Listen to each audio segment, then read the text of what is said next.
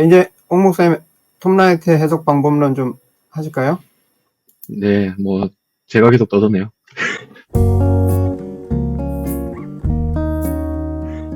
그, 그 기본적으로 이제 SNS에서 보면 이제 소위 이제 진보 보수가 나뉘잖아요. 교회 안에서도. 그래서 이제 소위 말해서 어쨌건 보수로 보이는 어떤 무리들, 서로 좋아요를 누르고 댓글을 달고 서로 공유하고 이런 무리들이 있고, 소위 진보로 보이는, 예컨대 청원함을 공유하면 진보. 예를 들면 이런 식의 어떤 그런 사람들이 있잖아요. 우리가 그런 식으로 기독교 내에서, 한국 교회 내에서 진보 보수를 구분하는 것 같은데, 근데 조금, 뭐 그게 뭐 틀렸다는 말은 아니고, 조금 더 엄밀하게 가보자면, 큰 틀에서 성경을 보는 입장에서는 성경이 일관된 메시지라고 그 전제에서 시작하는 사람들을 보수라고 부를 수 있을 것 같아요.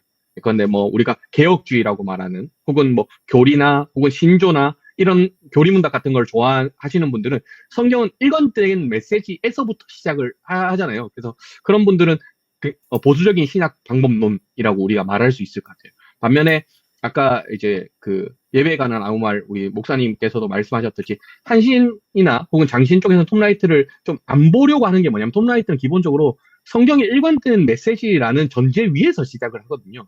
근데 이제 한신이나 장신이나 감신 같은 경우에는 성경은 다양한 자료의 결합이다. 여기서부터 출발하는 경향이 있습니다. 그래서 뭐 바울도 바울 친서와 바울 위서를 구분하고 더 디테일하게 가면 요한계시록과 요한복음도 서로 저자가 다르거나 연대가 다르거나 뭐 이렇게 생각하고 그런 식으로 보죠. 그래서 성경은 다양한 자료의 결합이다라고 보는 이 진영을 뭐 자유주의라고 말할 수 있겠고 어쨌건 그렇게 할 수 있는데 어쨌건 이 사람들이 한쪽이 이제 진보라고 말할 수 있는 어떤 한 파를 형성하고 성경을 일관된 메시지라고 보는 사람들이 또 한 파를 형성하는 것 같아요. 다만 그렇다고 해서 성경은 일관된 메시지라고 보는 사람들이 성경의 다양성을 무시하는 거냐 뭐 그런 건 아닐 거고요. 그 입장에서 이제 성경의 다양성에 대해 이야기로 넘어갈 수 있을 거고 마찬가지로 성경은 다양한 자료의 결합이라고 이제 그 전제 위에서 시작하는 사람들이 그렇다고 해서 성경의 어떤 통일성, 성경의 일관성을 무시하느냐 뭐 그렇지 않을 겁니다. 그런 의미에서 보면 성경은 다양한 자료의 결합이라고 생각하는 이 진보라고 불리는 이 사람들은 성경이 인간의 저작이라는 관점에서 조금 더 방점을 두고 있는 것 같고요. 반면에 성경을 일관된 메시지라고 보는 뭐 개혁주의나 보수 진영 같은 경우에는 성경이 하나님의 말씀, 하나님의 계시라는 것에다 좀 더 방점을 두고 있지 않나 그렇게 싶습니다. 그렇게 보면 이제 톰 라이트는 어쨌건 보수에 속한 사람이라고 우리가 볼 수 있겠습니다. 성경은 일관된 메시지다. 그래서 이제 우리가 이제 성경을 보는 한 이제 독자 입장에서 한 그리스도인 입장에서 우리가 성경에 보고 성경에 있는 그것을 바로 있는 그대로 받아들이는 방법론이 있어요. 그러니까 성경에 복음서에 예수님이 이렇게 말하고 혹은 바울이 예수님에 대해서 이렇게 말하는데 그것을 그냥 보고 읽고 받아들이는 거죠. 그런 식의 읽기를 하게 되면 순진한 읽기를 하게 되면 내가 어린 시절 교회에서 배워왔던 그 예수가 배워왔던 그 신앙이 이 성경에 기록되어 있네라고 생각하게 됩니다. 물론 조금 더 복합적이긴 해요. 왜냐하면 성경을 읽을 때 무의식적으로 내가 교회에서 배워왔던 어떤 그런 관성이 작동하고 있기 때문에 마치 성경 본문이 내가 교회에서 배워왔던 것과 동일한 이야기를 하는 것처럼 받아들이는 경향이 있죠. 어쨌건 간에 있는 그대로 읽고 내가 원래 갖고 있던 신앙을 의심하지 않는 굉장히 순진하고 나이브한 방법론이 있을 겁니다. 근데 반면에 이런 나이브한 방법론을 크게 따지자면 이제 보수 진영의 읽기라고 규정을 한다면 한편으로 진보 진영의 읽기는 뭐냐면 있는 그대로 우리가 어떻게 받아들이냐 있는 그대로 받아들이는 게 아니라 예컨대 마가가 기록한 예수, 누가가 기록한 예수, 뭐 마태가 기록한 예수, 요한이 기록한 예수는 요한의 의도, 마태의 의도, 마가의 의도, 누가의 의도가 있을 뿐이다. 즉 각자에 의해서 편집된 혹은 각자에 의해서 고백된 예수가 기록되어 있다라는 식으로 이제 소위 진보 진영에 속한 학자들은 그렇게 읽죠.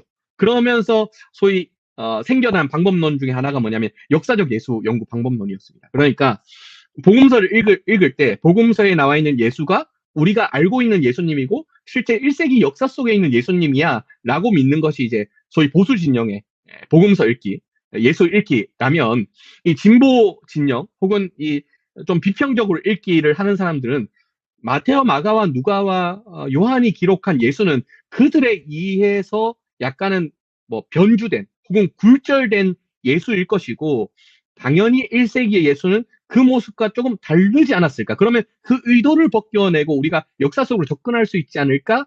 라는 어떤 방법론에 의해서 시작된 게 역사적 예수일 겁니다. 그래서 역사적 예수의 주요 주장은 뭐냐면 우리가 알고 있던 예수가 진짜 예수가 아니야. 실제 1세기 속에 살고 있던 예수는 좀 혁명가였을 거고 뭐 정치적으로 반란군에 속한 사람이었고 뭐 이런 식의 읽기가 가능하겠습니다.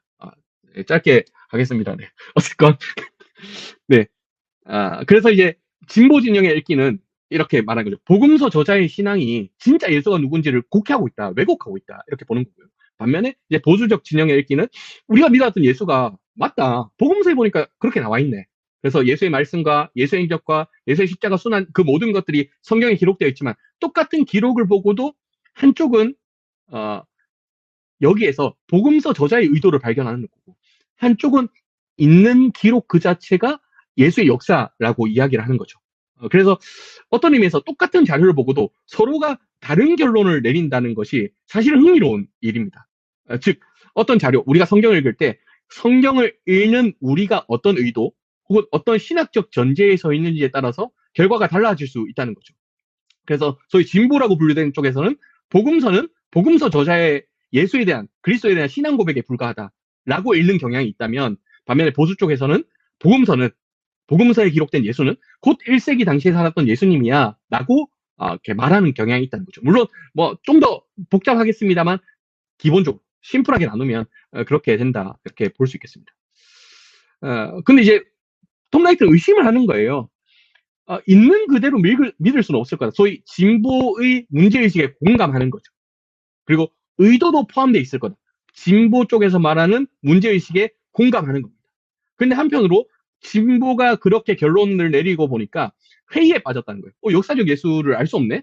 우리가 알 수 있는 거는 그리스도에 대한 신앙 고백뿐이야 라는 회의에 빠졌는데 그때 톰 라이트가 이야기합니다. 회의에 빠지면 어떡하냐? 아무것도 안 믿을 거냐? 1세기 당시에 예수가 어떻게 했는지 너무 중요한 거 아니야? 라는 식으로 진보 진영의 주장을 어느 정도는 수용하고 어느 정도는 비판해 가면서 이런 얘기를 합니다.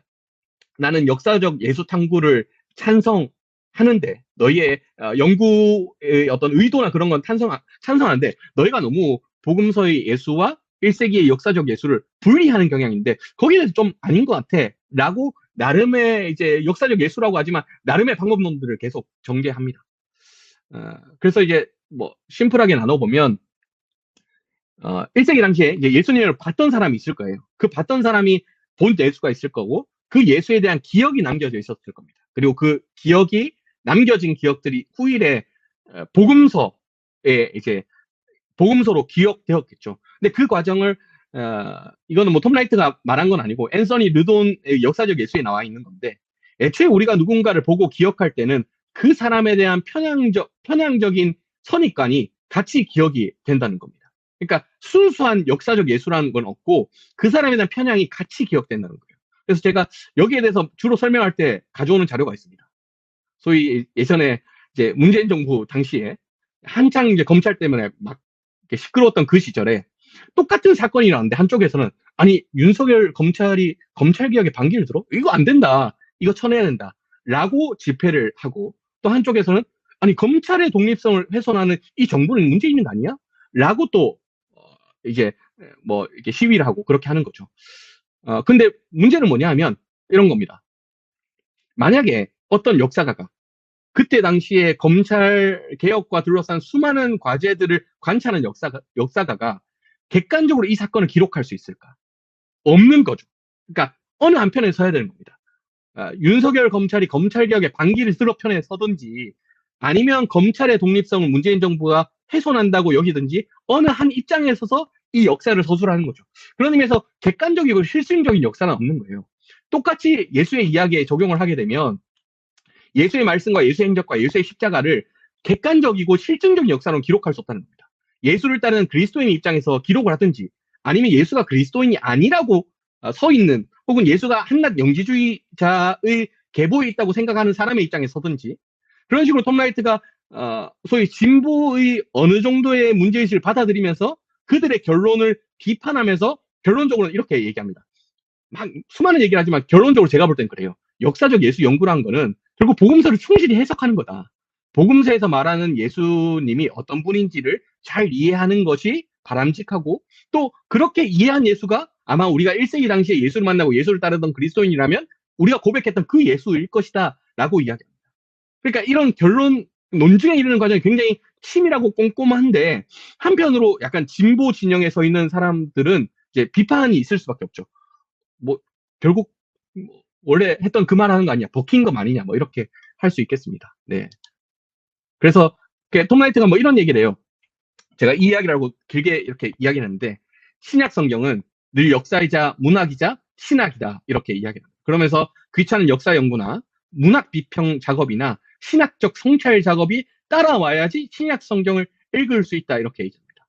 그러니까 이 자체가 뭐냐면, 소위 진보가 말하는, 그러니까 성경이 다양한 어떤 자료의 모음집에 불과하다는 그 사람의 전제 위에서 나오는 모든 어떤 문제 제기를 어느 정도 수용한다는 거예요.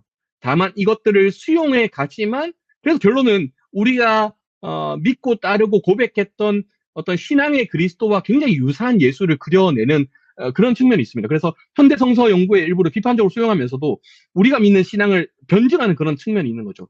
제가 볼 때 이게 톰 라이트가 소위 말해서 인기 있는 이유 중에 하나이지 않을까, 뭐 그런 생각을 해봅니다. 네, 청원함의 정치적 입장은 아니고요. 네, 저의 정치적 입장입니다.